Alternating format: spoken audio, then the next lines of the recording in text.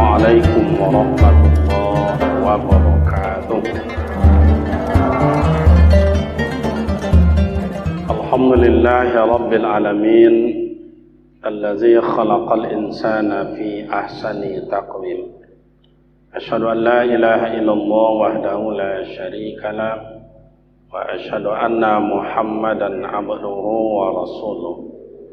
اللهم صل وسلم على هذا النبي الكريم وعلى آله وأصحابه أجمعين. أما بعد.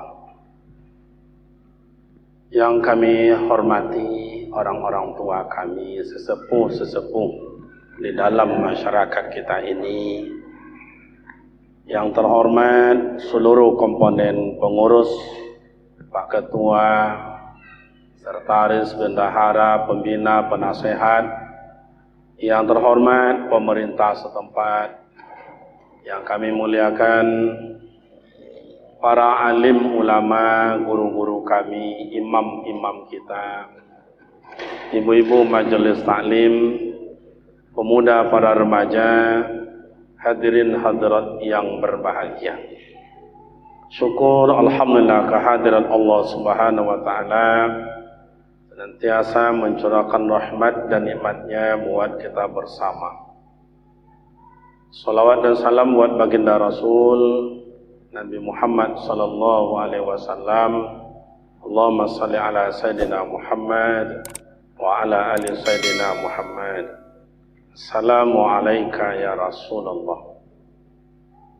Bapak Ibu, kepada seluruh pengurus kami ucapan maaf dan terima kasih. Kami tadi berusaha mengejar buka bersama, tapi tidak terkejar. Maklum dalam perjalanan tidak bisa diukur. Kemudian saya pun juga alhamdulillah berterima kasih dapat sholat tarawih di tempat kita ini, walaupun agak masbuk, tapi alhamdulillah saya bisa ikut. Kemudian yang ketiga, saya terkejut yang disampaikan oleh Pak Ketua tadi, lebih kurang 3 bulan masjid ini seolah-olah Nabi Sulaiman mengambil istana Ratu Balqis, Pak. Lalu mengijoklah sampai kan. Iki orang Jawa banyak ya? Banyak biro? Ya enggak apa-apa lah. Saya orang bilang, Bapak orang Jawa? Iya. Apa dia sabuknya orang Jawanya, potongan badan orang Jawa, Pak. Nama pun ya nama orang Jawa, Kariman. Padahal orang kampung ya. Orang awak di Aceh le banyak sih kau nak, orang Bukit Tinggi, Sumbar le banyak sih kau. Le separuh nak. Biasa di Madinah orang Bukit itu, orang Sumbar itu 63% ini memang isi satu Allah. Pinan datang kini kau lebih ada itu enak. Nanti datang namanya. Jadi mak ibu bapak pemuda remaja kita malam ini kita lah tidak dianggaplah ustaz yang datang, anggaplah anak yang datang pulang kampung. Jadi potong dek corona kan, jadi tidak dapat pulang loh. Inilah longgar maka dapat pulang. Jadi nuzul Quran malam itu tidak lama-lama, sesuai kata pengurusnya kok tidak lama, sampai sahur. Amak-amak lah itu lok menangau sampai sahur. Bu, sanggup tak mendengarnya sampai sahur? Iso bu? Iso? Bapak iso atau ora iso? Sampai sahur kan ada nah.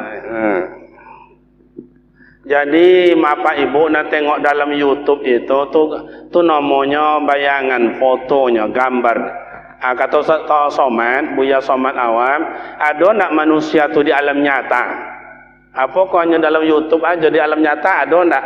Aku tidak sebetulnya loh. Kau di alam nyata. Jadi beda dengan Upin dan Ivin dan Upin ya. Itu enggak ada di alam nyata ada dah. Enggak ada di kamano ya lah, coba lah. Amu dah lupa ke Malaysia, ke Singapura dan China enggak juga adanya dah. Tu tanda ndak ada dalam nyata. Jadi kalau mencari uang so yang ado-ado je, tak ado je jadi China. Okey, hamba ayah. Karena nuzulul Quran ini tidak luput dari sejarah. Apa sebabnya turun Al-Quran itu? Makanya ada asbabun nuzul. Kenapa Rasulullah mengungkapkan hadis? Maka ada asbabul huruj. Jadi ada sebab musabab, Pak. Pertama, kau mulailah mak ayah cari bahasa tu tak apa campur lah ya. Tapi saya bahasa Jawa tak begitu banyak lah pandai. Ropopo ya Pak ya. Ropopo. Sici-sici pandai je nya. Pertama, mak dan bapak, Nabi Muhammad adalah orang Mekah. Mak ayahnya orang Mekah, tapi beribadat ke Masjidil Haram itu tidak aman, Pak. Tidak aman. Posisi macam iko ya. Iko rumah baginda Rasul, iko rumah Abu Lahab, iko Baitullah, Ka'bah. Jadi kalau Rasulullah berangkat ke Masjidil Haram, lalu rumah bapaknya itu Abu Lahab. Abu Lahab tidak senang kepada Nabi Muhammad. Kalau berangkat Rasulullah solat selalu dihambat, selalu dicemooh, malah sampai diludahi. Kalau i'tikaf Rasulullah dalam masjid dilempari dengan kotoran onta. Tidak aman, Pak. Akhirnya Rasulullah mencari tempat yang aman. Dicarilah tempat yang aman. Dapat. Mana topiknya tu Ustaz? Gua Hira. Gua Hira. Mungkin nama ayah ambo yang lah pernah sampai ke Mekah, ala sampai ke Gua Hira. Amak-amak lah yang pernah ke Mekah, haji kan dia, umrah kan dia sudah sampai ke Gua Hira? Ayah-ayah sudah sampai? Belum juga. Ayah belum, amak belum. Mudah-mudahan kali yang lain besok sampai. Amin. Ama ayah pernah dapat mencium Hajar Aswad? Pernah? Bagi yang sudah berangkat ke Mekah? Ini Ka'bah. Di sini Hajar Aswad. Pernah Bapak Ibu dapat mencium Hajar Aswad? Susah apa senang? Kalau ingin di Mekah di Arab Saudi itu mak ayah baik Mekah Madinah. Kalau ingin wak qalu kadinge. Polu awak kau ingin qalu mak. Cium Hajar Aswad. Kalau tidak ada, kalau polu, kau kain macam ini, baju kau dipakai sampai air, 5 air, tidak ada tulisan belakang kau, tidak ada. Awun je. Kalau si kau nak lebih, pada 3 jam, jadi hidu je lah, Pak. Lebih kalau lah 3 air, alapai bawun tu. Kalau sempat buat cuci di sungai itu, dikincah kita tu, mabuk lawak di belakang. Keringat. Tapi kalau pergi kita ke Gua Hira itu 3 kali susah daripada mendapatkan mencium Hajar Aswad. Coba bayangkan apa tu.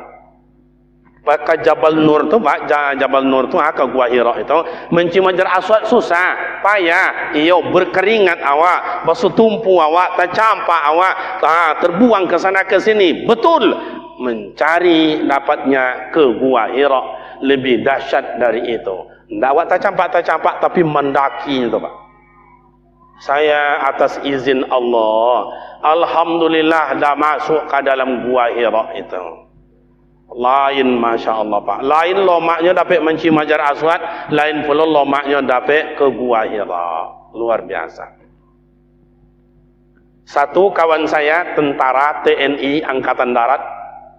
2, bapak yang suka olahraga siang dan malam. Pagi olahraga, sore olahraga, pagi olahraga, sore olahraga. 1, bapak imam, saya 1. Yang tentara tu ngos-ngos, Pak, ngos-ngos. Kalau si kau ngos-ngos apa bahasa Pak gitu Ngos-ngos ya. Ni maju ujung batu ke sana ni. Kalau bahasa dulunya sasa ongok, sawah babuni ngok tu. Tentara dia, Pak. Tentara muda lagi dari saya. Kami dah sampai separuh gunung itu, dia masih 1/4. Kami dah sampai di atas puncak, dia baru separuh. Jadi kiranya tidak diukur tentara, tidak tentara, tapi diukur dengan semangat. Diukur dengan semangat. Ada nenek-nenek sampai ke dalam perempuan, Pak. Maka sejarahnya mak dan bapak, berapa lamanya Nabi baginda Rasulullah itu di dalam gua Hira itu? Berapa lamanya? Bak kecil orang awak dia tu berapa lamanya manganya sinan. Rasulullah tu di dalam gua Hira itu zikir. Kalau bahasa orang kampung awak itu berkhalwat. Suluk. Itulah asal usulnya berkhalwat itu, Pak.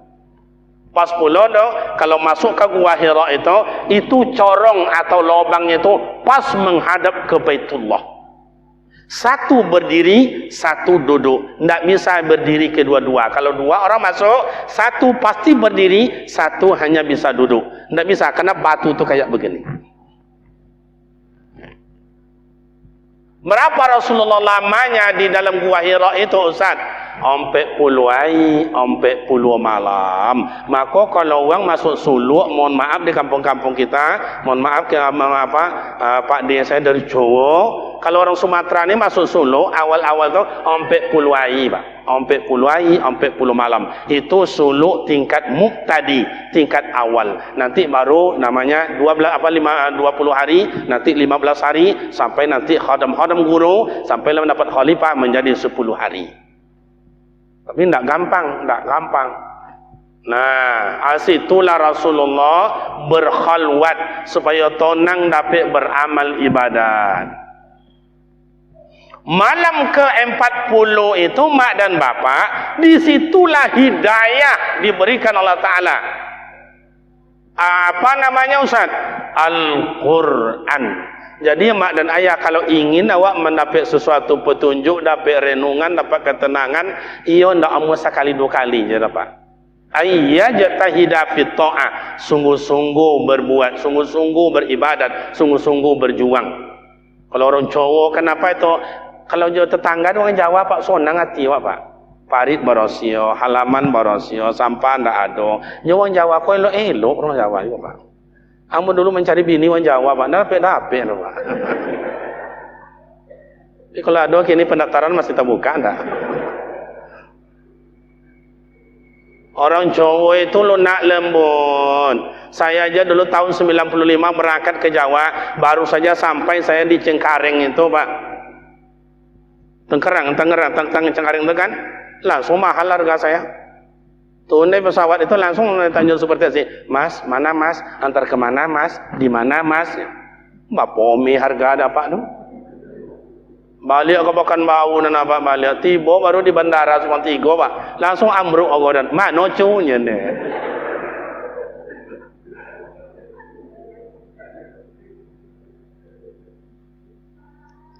Lain dengan Medan. Medan lain pula. Ada orang Medan di sini. Orang Medan itu coba tengok si Singa Mangaraja. Sampai si Singa Mangaraja yang ke-12. Makanya di Medan itu banyak singa itu. Meraung-raung itu. Artinya orang Medan itu bunyinya kasar, Pak. Tapi hatinya lunak lembut. Kemana kau? Dah makan kau? Kau je bunyi tapi hatinya lunak lembut, Pak. Itulah hebat orang Medan itu, Pak. Kalau ada yang mengganggu, dia kan kau sini, ku bacok kau nanti. Itu orang Medan itu.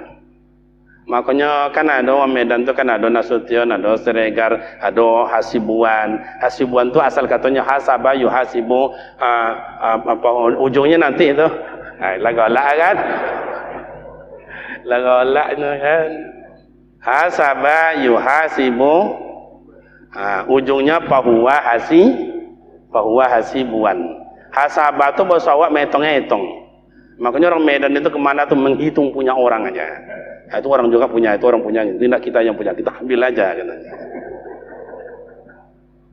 Enggak, tidaklah seperti itu. Jadi mak dan ayah sudah berenung Rasulullah, datang malaikat Jibril yang selama ini tidak pernah tahu Rasulullah. Siapa itu malaikat Jibril itu?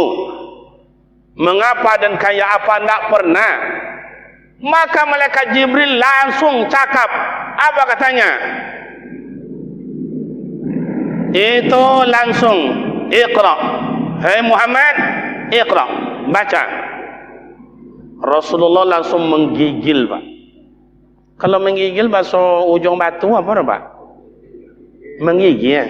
Kalau suara Minang mengeletek. Kalau bahasa Ocong menggigil. Itu hebatnya Indonesia, Pak. Iya, hebat. Kalau bahasa Arab cobalah ke Timur Tengah, sama bahasanya. Kalau awak enggak, ujung batu aja silakan sampai awak ke apa nama situ? Tandul lain lo bahasa. Sampai lo beko ke sampai lo ke tahu angin lain lo bahasa. Sampai lo ke kuat lain lo bahasa. Sampai lo ke akawiti lain pula. Sampai ke umbio lain pula. Sampai lo ke kampak lain pula. Bukit Tinggi juga kayak begitu Sumbar itu.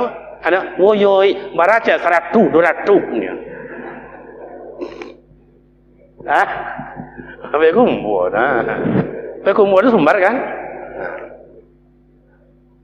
Iko lo ngaji le mak, iko apa pemanasan mereka. Tapi ya kata Pak Ketua tadi lama-lama. Kalau sampai sahur panitia, iya dicailah telepon-telepon lo makan. Nah, iqra, baca. Jadi Rasulullah menggigil. Apa kata baginda Rasul? Ma ana biqari, dan tidak pandai membaca doh. Naik nadanya, iqra, baca. Rasul tambah rendah, ma ana biqari, saya tak pandai baca. Naik lo suara malaikat Jibril, iqra, baca.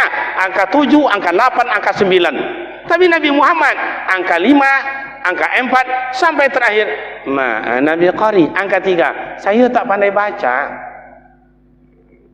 Iko amak juaya pemuda remaja, Nabi Muhammad memberikan pelajaran untuk awak bahasamu, guru dengan murid. Jangan sekali-kali tinggi suara murid dengan guru, Pak. Iko makanya.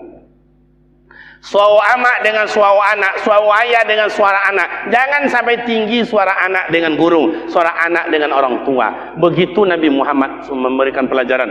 Iqra, kata malaikat Jibril, ma ana biqari. Iqra, baca. Ma ana biqari, baca. Makin rendah. Begitu namanya tawaduknya Rasulullah. Maka kalau ayah-ayah juga amak-amakku dulu mengaji, kalau guru, hei, itu awak dulu langsung tunduk. Kalau ingin nak nengok guru tu, tak langsung nengok macam ni. Kau nak sudut mata je, Pak. Iya tu tak? Itu tertibnya awak, Pak. Mengamalkan apa yang disampaikan baginda Rasul. Nah, kalau dibaca, Iqra bismi rabbikal ladzi khalaq, khalaqal insana min 'alaq. Iqra wa rabbukal akram alladzi 'allama bil qalam 'allamal insana ma lam ya'lam. 5 ayat, mudah-mudahan 5 ayat kau sampai subuh baik Pak. Lai tolong mendengarnya. Lai tolong mendengarnya. Iso ropopo. Pokok kok salah ono aja lah. Anggapnya lah batu ya. Iqra, baca. Itu kepada Nabi Muhammad. Begitu sudah diterima oleh baginda Rasul, Rasulullah keluar dari Gua Hira pulang. Tiba di rumah menggigil, diselimuti oleh Siti Khadijah. Kata Siti Khadijah, tonang-tonang bang, abang, bang, tonang bang, jangan menggigil, jangan takut lah bang, jangan usul lah bang, tonang. Begitu hebatnya seorang istri Siti Khadijah tu Pak. Kalau Siti Khadijah kampung Ambo, jangan ditanya pula lah Pak. Mengapa abang gua menggigil? Nak mati lah ni. Itu Siti Khadijah kampung saya itu. Saya rasa di sini lebih parah dari itu, Pak.